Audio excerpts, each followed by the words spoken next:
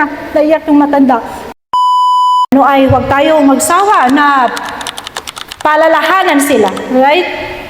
Kasi naalala nyo, kung nung nabautismuhan kayo, ewan ko kung nakalimutan siguro na yung in-inform, pero kung babasahin natin ang ating baptismal certificate, andun yung Great Commission. Meaning, nandun yung pangalan natin, nag-sign na tayo na, at yun ang ating trabaho bilang Kristiyano. Okay, so, kalooban ba ng Panginoon yung sinasabi ng statistics, mga kapatid? Hindi ho, di ba? Oh.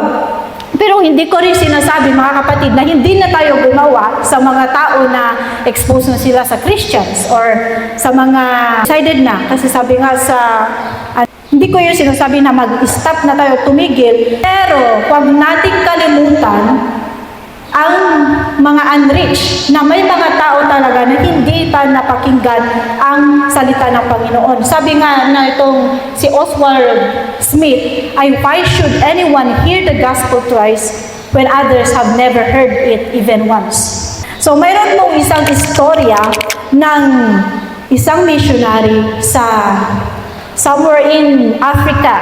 Ewan ko kung napakinggan nyo rin po itong kwento na ito. Pero itong missionary na ito ay siya ay from US. And then, siya ay cross-cultural missionary at pumunta siya sa isang village. At dahil sa matagal na siya doon, alam na niya yung mga lingwahe, alam niya yung kultura ng mga tao doon. At isang araw, pumunta siya sa, hindi pa niya napupuntahan, pero parang similar dun sa inire-reach out niya. At nung pumunta siya, makatutubo ho ito. Ang mga tao ay talagang manghang-mangha sa kanya. Parang naamin sila, iba ito sa amin. Kaya inaano nila yung mga buhok niya, na iba ang kulay, yung balat niya, iba sa kanila. Okay, so yun. Tapos itong missionary ay nagpunta siya sa bahay ng chieftain ng village na yun. At nagsimula siyang ipakilala kung ano ang kanyang purpose sa pagpunta doon. At dahil nga alam niya ang salita doon, ay nasasabi niya yun sa kanilang heart language mismo. At nagsimula na siyang sabihin or mangaral sa mga tao. At ang mga tao na puno doon sa bahay ng chieftain na yun. At patuloy itong missionary sa kanyang pag-share kay Jesus hanggang sa gabi na.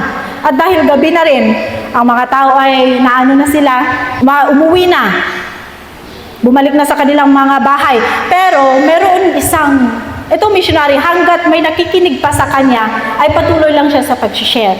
At hanggang sa isa na lamang ang natira doon sa may sulok, sa likod, na isang matandang lalaki na nanginginig at saka parang siyang may naiiyak na hindi na mawari. At itong missionary ay nilapitan niya yung matanda.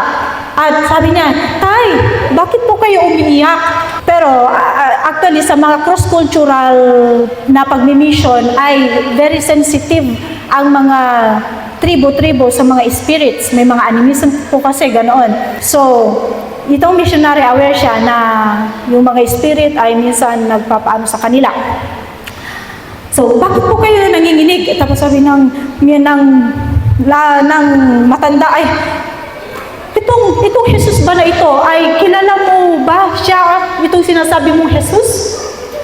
Sabi niya, tapos, itong missionary ay sabi niya, "Opo tay, kilala ko po si Jesus. Kilala ko po siya, parang buong buhay ko ay kilala ko siya simula pa ng bata ko." Tapos, sabi ng matanda, tapos sabi niya, "Ito bang Jesus na ito na sinasabi mo, ay kilala ba siya ng tatay mo?" Tapos sumagot na yung missionary, ay medyo napakamot na rin siya or na-confuse siya. Sabi niya, "Opo tay, kilala po ng tatay ko si Jesus. Kasi siya po ang nagsasabi sa akin simula pa nung bata ko ako." At tapos sabi ng matanda, mas lalo pa siyang naiyak. Sabay nginig. At sabi niya, "Itong Jesus na ito, ay kilala ba siya ng tatay mo? At tatay ng tatay mo?"